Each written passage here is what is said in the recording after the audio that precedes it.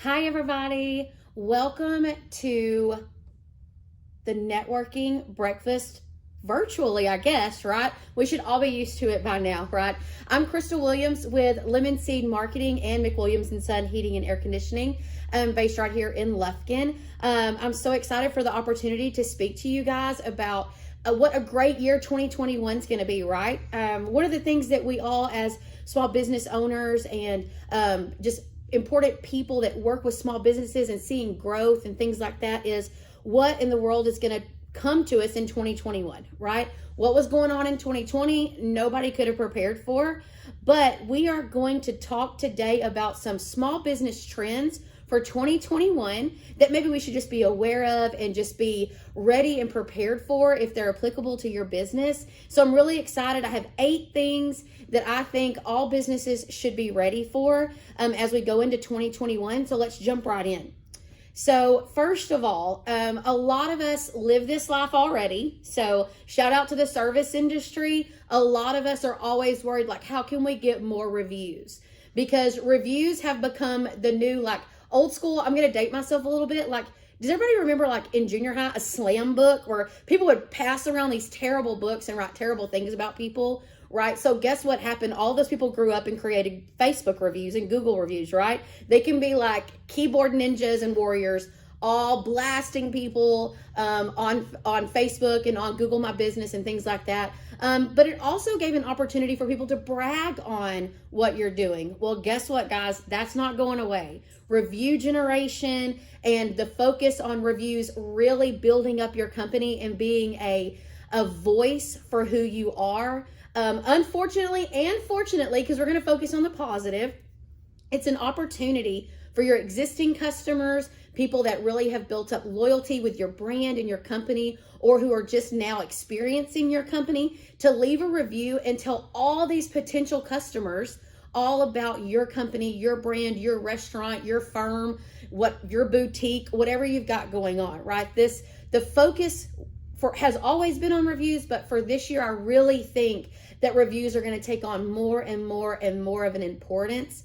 I know that Google places a lot of authority on reviews and how many you have and your star rating overall. It's very important for those of us, again, service industry style people. The algorithms a lot of times give lots and lots of authority to how well people like you. So my first piece of advice is just to be prepared for that. So if you're not already asking people that are interacting with your company or with your brand to leave a review or to tell people about your business from their perspective, that's the key word, from their perspective, you should start doing that yesterday, right? Yesterday. So there's some ways that you can do that by gently reminding people at the end of when they take their receipt, or when they book a call, or when they leave your chair, if you're a hairstylist, or if they return everything they rented from you as a rental company, like, hey, thank you so much. Do some fun things like, hey, everybody that leaves a review gets entered to win a $25 gift card every month. Make it fun, make it engaging, and really get those reviews. You have to be a little careful because you can't really pay people to leave a review, but you can run contests and things like that. And so I really want to encourage you, if you haven't started placing an importance on that, do it now. And every business has an opportunity for people to leave reviews. Even if you're a B2B, so a business to business style of company, ask for reviews, either on your Google My Business page, on your Facebook business page, even on the Better Business Bureau, which people are like, what is that? But Better Business Bureau still has some domain authority when it comes to leaving reviews for businesses. And so I just wanted to put that on your radar and let you go, how can I really generate reviews, right? How can I get people to tell others about my company? Because what's the first thing you do, right? When you get ready to go eat at a new restaurant, you're like, well, let me check the reviews, right? Of people that have already been. The pioneers that have tried the food first. What did they say? Or you get ready to look for water heater. Your water heater goes out and you want to find out, and you Google water. You're going to check out the reviews for people that, for the companies that people are recommending, right? So place some importance there. It's fairly simple to do. Just a little Google search will teach you how to really generate some reviews. So that was number 1. Number 2, mobile first employee communication. This is a big one. I see this a lot in our clients when they come on board with Lemon Seed. The first thing I ask them is, tell me about your culture.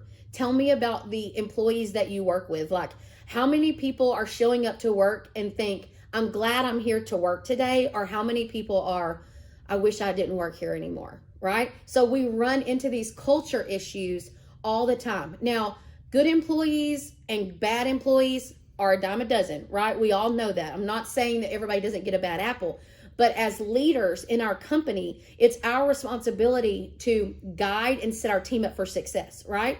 So in order to set our team up for success, we have to, on the backside, be very explanatory and communicate with what our expectations are, with what our goals are, with what promotions we're running, or with what offers we have out there. Whatever's going on, we really have to make sure that we are communicating that to our team. And there's some really simple ways that you can do that. So how many of you have Facebook groups, right? Tell me in the comments if you have a Facebook group for your team. So I know at McWilliams & Son, we have a Facebook group that's for our team members to just share births of babies and weddings and things like that.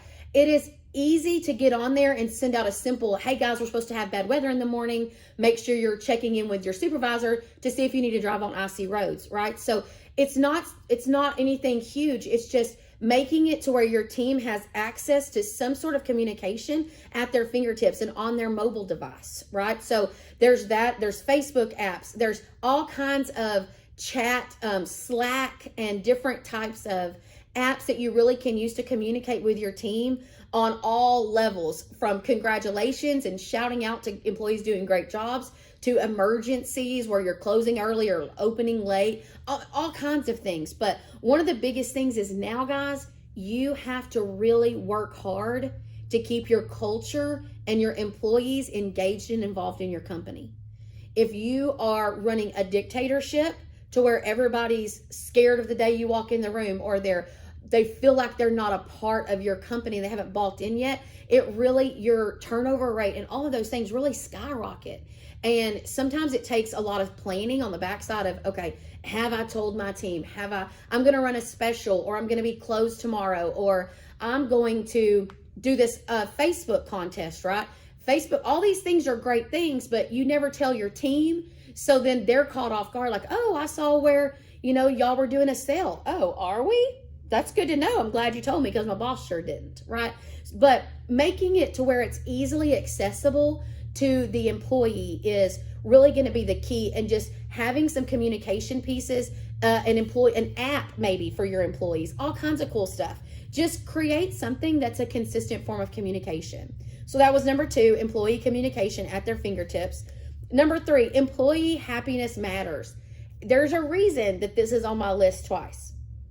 Again, I cannot tell you how many times through consulting or through just brand development for different companies that we've worked with, and even through McWilliams & Son and things like that, we are constantly figuring out ways how we can help our employees be happier at work, okay? And a lot of times, one of the things we've figured out is when they're happier at home, they tend to be happier at work. So when I see here at Lemon Seed, if someone's engagement and things like that has gone down, 9 times out of 10, it may have nothing to do with work. Maybe somebody snapped at a boss or snapped at a coworker, but at the end of the day, there's probably some type of problem going on at home. Either financial troubles, marital troubles, children troubles. I mean, who knows? Maybe there's a health scare. We don't know. But our job, again, I go back to the fact that I feel like I'm talking to leaders. I feel like I'm talking to people that own the business or manage the business or in leadership roles.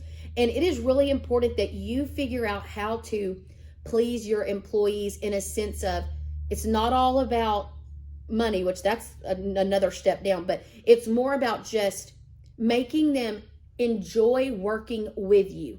Get it out of your head. These people work for me. They're going to do what I say. I'm the boss. If you're pounding that fist, you cannot be surprised when people have an aversion to that, right? Especially nowadays, it's kind of a joke, everybody gets a participation trophy, but the truth of the matter is there's just been a shift in the way people think that the boss and worker or employee relationship should be. And in my opinion, I've learned the sooner we as leaders learn to adapt to that style, we can still lead with a strong hand, but we don't have to lead to the point where we diminish how important our team is. At the end of the day, whether your team is great or mid-level or terrible, if they all walked out on you, a lot of us would be in a pickle. So make sure that you are just placing some importance on that and keeping up with your employees, just a little bit of a fingerprint on the pulse of their life. And granted, some of you may have a ton of 150 employees or 1,000 employees. I don't know. But a lot of you need to figure out a way to keep your finger on the pulse of what's going on inside your own company, because employee happiness matters. And it's only going to get worse where you have to work hard. I do want to put a little caveat in there. You don't have to bend the rules. You don't have to overcompensate. You don't have to give away the world. And when I say happiness, it's not that every day you're feeding them lunch every day, okay? It's not that you're giving them raises left and right and just spending money every day, right? It's happiness comes from a lot of different things. So that leads me to number 4 on my list, which is non-monetary benefits and perks, okay? Guys, it sounds like when I say company culture, a lot of people are like, oh my gosh. Because they have it's a what do you call it, like a catchy phrase right now. I can't think of the word, but it's one of those things where people are like, oh, here we go again, company culture. But non-monetary benefits and perks are simple things. For instance, maybe you can encourage your team by saying, hey, I want you guys to be out and involved in the community. I'm going to give you $250 a year that I'll donate to an organization that you want me to, that you are passionate about. So if they're passionate about the Boys and Girls Club, or if they're passionate about Hospice in the Pines or the Pregnancy Help Center, or any of these Junior Achievement, any of these nonprofit groups that are out there that are really making a difference, it's really simple to make up a little bitty form and they just sign and say, I would like for my money to go to this nonprofit today. This year. Guys, it could be $50. I promise you it won't matter.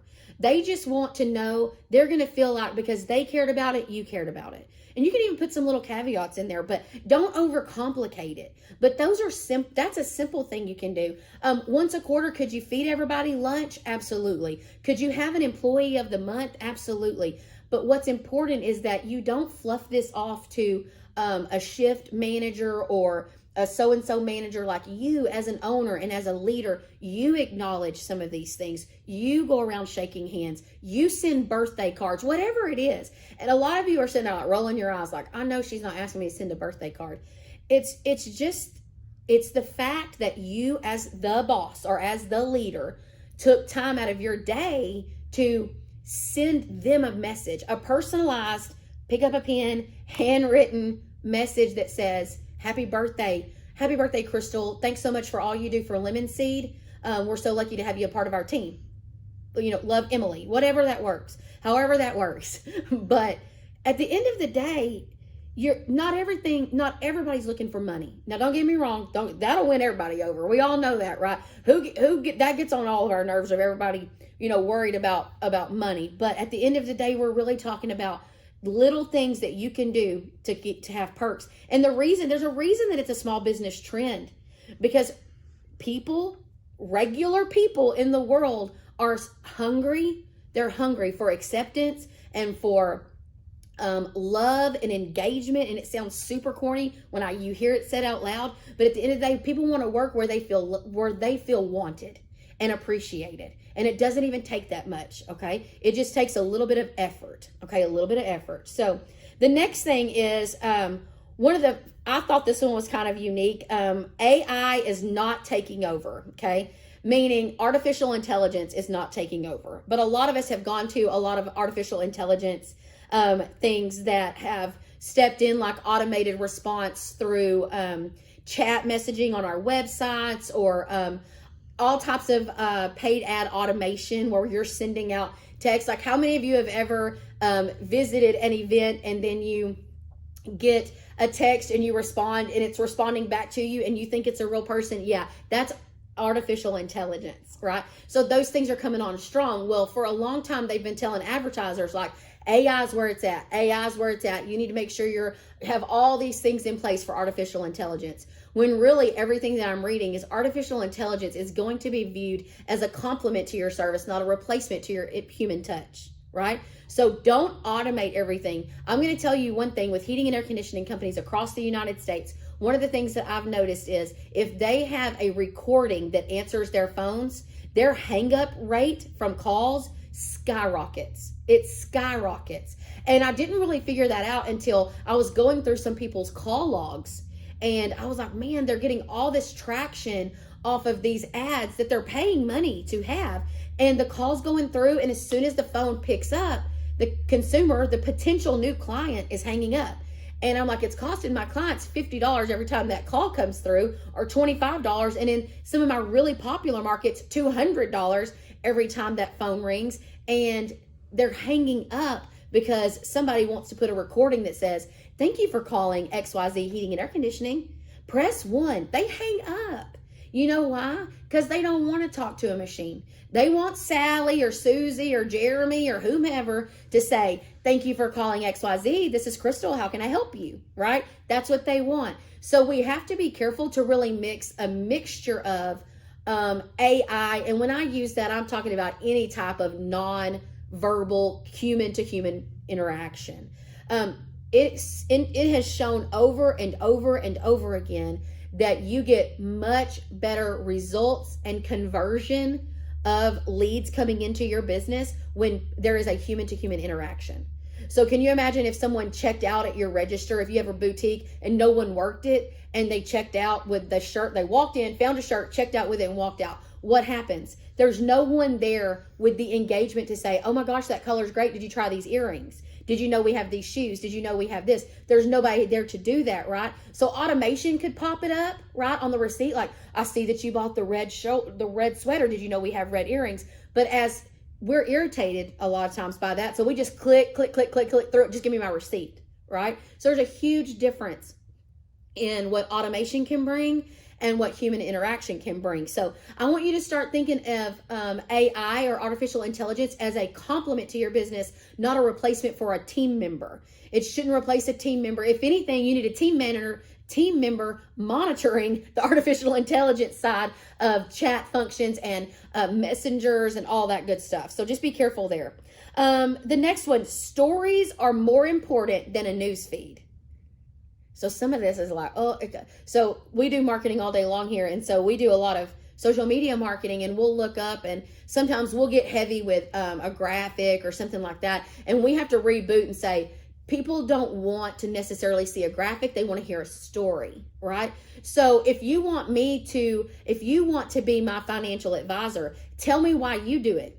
Tell me about the people that work for you. Show me who I'm going to be talking to when I call the office. Tell me why I should trust you over the next 5 guys that are calling me. You sell insurance. I love the fact that you sell XYZ insurance, but that has no tie to me. So tell me about a time that you helped somebody that wrecked their car. Tell me about a time that you helped somebody when a tree fell through their roof. I want to understand who you are as a person through your social media channels. So if everything you post on social media, and even when you're doing talking about in the community, if everything's a sales pitch every time you talk to me, I avoid you. Y'all know it. You can shake your head right now, but y'all know it. Y'all know y'all are like, oh, not him or not her. I'm going to go the other way. Like, oh, hey, because you're trying to get out of the way. You're trying to just avoid the conversation because there's going to be zero relationship building and a whole lot more like, I feel like I'm being courted or stalked like fresh prey over there, right? So what happens is, guys, trust me, relationship building with customers that you've never met and never talked to will go way further than a lot of things that some of the tactics that have been lasting for a long time. But I promise you, get away from trying to just be in the news feed and be in someone's rotation on their social media or whatever, and tell us some stories, introduce us to your team, and tell us about a crazy experience. Show me a picture of you on vacation and say, hey, I may be in the mountains today, but I'm still here. My office is still here when you call, right? We know y'all take vacations. I don't take vacations, but we know you take vacations. We know that you can't be at work every day. We know that you're not the only one that's going to handle our account or, things like that. But we like to understand who you are and what's going on. So if you're super private as a personal privacy thing, that's fine. Then tell me stories about fictional make up names, but for real customers. So Annie over here is really your next door neighbor, Crystal, that, let her car run through her garage because she left it in drive, right? You don't have to say Crystal Williams that lives over here and drove her car, but you can give me you can make it up, right? But I want to hear that people do things like I do. I want to hear that people worry about investing when I don't know anything about investing, or that this is a great doctor's office for me to go to, even though I don't know anybody that works there. Now I've seen the doctor's face, or I've seen your PA's face. I mean, there's all these ways to give me a connection. I may not need to rent anything for an event right now, but when I see all of your stuff and, oh, look, that lady rented that cotton candy machine for her daughter's birthday, I could do that same thing, right? But it's telling me a story. So tell a story.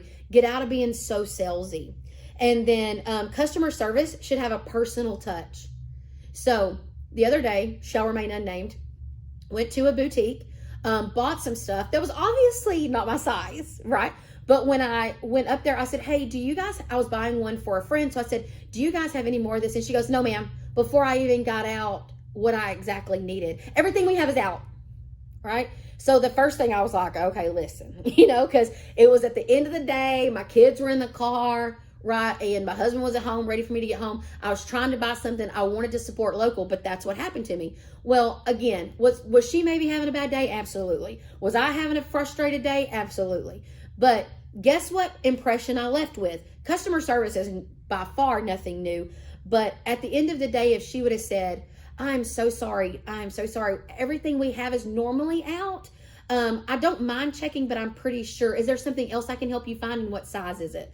All of a sudden, now she's my best friend. She's trying to help me solve a problem, right? And it was because she stopped and said, what size do you need? What can I do for you? Instead of, no, ma'am, we don't have that, right? So this personal touch. And those of you that have a real personal connection that goes deeper, like they have accounts with you, or they're investing with you, or they have their insurance through you, or you're their doctor and things like that. How do you feel when you get an email that says, or a voice recording that says, this is a call from XYZ. You have an appointment tomorrow at 10 a.m. Please call to cancel if you can't make it. Well, you're like, oh, okay. Or if you got the call that said, hi, Crystal, we saw that you have an appointment tomorrow at 9 a.m. We hope you can make it. We hope to see you there. Let us know if that time doesn't work for you any longer, right? All of a sudden, they're talking to me, Crystal, right? Not just like they sent out 50 random. I know they did, but I love for them to say my name out loud. Thank you, Miss Williams, or thank you, Crystal, or, oh, I see, oh, here comes Emily, and I know this is her favorite food, right? So there's just ways to say, oh, you'd like your usual. Things like that go a long way, So get back to those personal connections. Like if you're giving a gift out with purchase, or someone buys a new home from you and you give them a gift, what to me stands out is when each gift is the same yet different. So you may give everybody a blanket and a candle. I'm using this as an example. It may not even be very good, but you're giving everybody a blanket and a candle. What I like to see is when you go, oh, here is this blanket for you and this candle. And, it's a little different each time, because guess what that homeowner is going to do? Our realtor is the best realtor. Like, look what they gave me. And it becomes personalized. So imagine if you look back like, oh, everybody gets the same thing. That's not a great example, but it gets the point across of trying to create some kind of cool factor to that personal experience where people feel like they're not just a number. You're not just a patient. You're not just a client. You're not just somebody that strolled through my store. you mean something to me. I'm going to learn your name. I'm going to learn your habits. So stay there. And then the last one, which I feel like I've touched on a lot of these things, but the last one, the 8th one, is be active on social media. So I say social media, you think Facebook immediately, right? So with our political climate right now, Facebook and things like that are so iffy. There is so many, you have to be very socially sensitive to what is going on right now. As a marketer, you need to be paying attention to what is happening so that things that you are posting are not insensitive one direction or the other. Remain neutral is my biggest thing. But there's a couple of things about social media. You need to be thinking, number one, past Facebook. It's time to move past that. The average age on Facebook right now is like 50 years old, which is not old, but it's certainly not for some of you that are pushing a 20-year-old market. You've really got to understand who's on Facebook, who's on Instagram, and then pay attention to those platforms and which areas of those platforms they're giving authority to. So right now with Instagram, it's all about the Reels and IGTV.